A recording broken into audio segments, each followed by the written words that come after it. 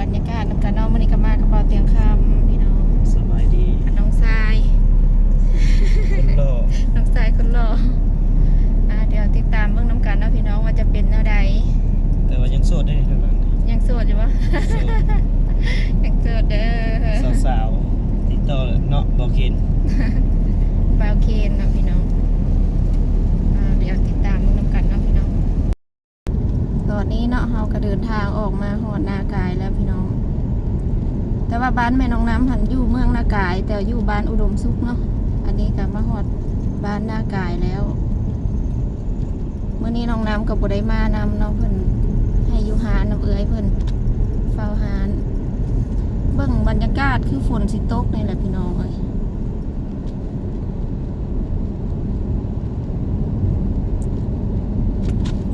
อยู่หัวผู้ไปท่าล่างกับประมาณ20-30 นาทีนี่แหละเนาะพี่น้อง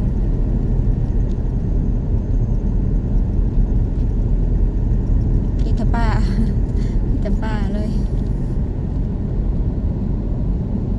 คือผมมีรถหลายทั้งมื้อนี้เนาะเงียบๆ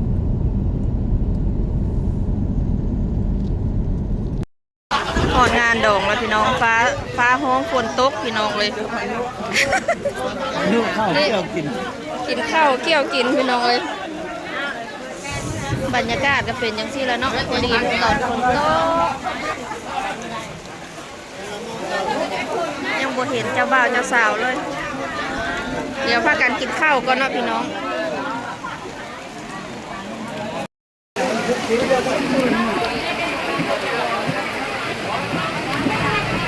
เดี๋ยวบอกเคนแล้วหรือเปล่าพร้อมหรือเปล่าพร้อมกันครับ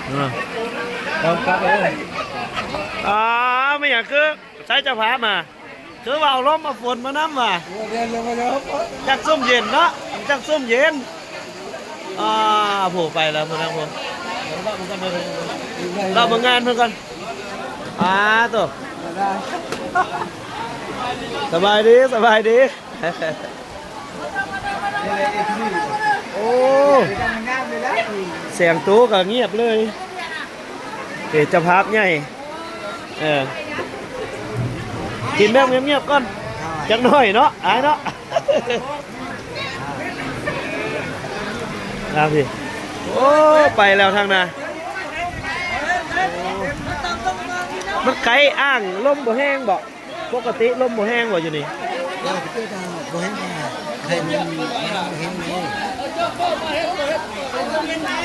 ปิดถนนคนกำลังสิม่วนคนกำลังสิเต้นระวงฝนมาพี่น้องเอ้ยบุ้งเบิ่งเมาออกบุ้งตัวเมาออกขนาดเลย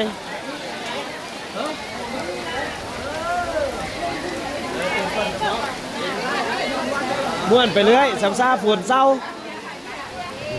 ลิ้นเรื่อยๆสัมซาฝนเศร้าอดเอาจอกมาไฟเดี๋ยวลอกไม่เลยอันนี้ไปหอดใส่เทิมใส่เลยยังจกเข้ามามีแต่นายอยู่นี่เนาะเบิ่งดูต่ำเบิ่งดูนายนี่เป็นอะไรแท้เดี๋ยวมันบดเต็มนะเฮ้ยให้มันเต็มก็นะเดี๋ยวก่อนไข่ลงมันเอาได้มีเสียงบ่เอาไม้จิ้มแค่เอาไข่แล้ววะว้าวโอ้ยป่านนั่นเลย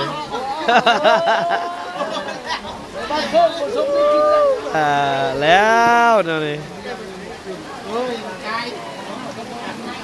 โอ้โหธรรมดาแห้งโพดเลยเอาไปลุ้นเนาะไปลุ้นบ่เชี่ยวเอาให้เชี่ยวจันเนี่ยจังได๋มันสิบ่เต็มนะให้บักจันเนี่ยจังได๋มันสิบ่เต็มมื้อนะบ่ให้บ่ให้ผสมได้เอา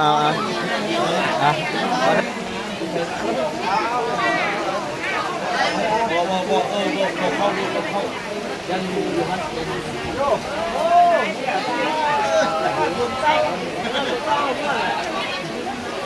เบิ้ลก้อนนี่ร้อยเที่ยวคุณจะเอาที่เพลงร้อยร้อยเขาบอกว่าการถึงเราเนี่ยเราเล่นน้ำไม่ได้เดี๋ยวจะได้เจ้านะโอ้ครับเดี๋ยวเบียร์จะได้เจ้านะเติมแม่เอาบ่อน้ำบ่อน้ำ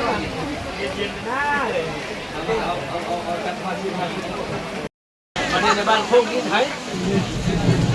ร้อยคุยให้ร้อยเช้า บรรยากาศพี่น้องฝนตกพี่น้อยกินข้าวแล้วขนาดสิได้กลับแล้วเนาะแต่ว่าฝนตกแห้งขนาดเต้นก็จนปืนเนาะตอนนี้ก็กลับมาหาแล้วพี่น้องสบายดีแน่สบายดี น้องน้ำอยู่ท่าอีแม่บ่ แม่ น้องน้ำกินหยัง อยู่เปิด แซ่บบ่ แซ่บ น้องน้ำบ่ได้ให้บ่ อะไรให้ น้องน้ำอยู่กับไผ กับแม่ กับเอ้ยฝนบ่ แม่ ใส่กินให้แม่เบิ่งดูค่ะแซ่บแห้ง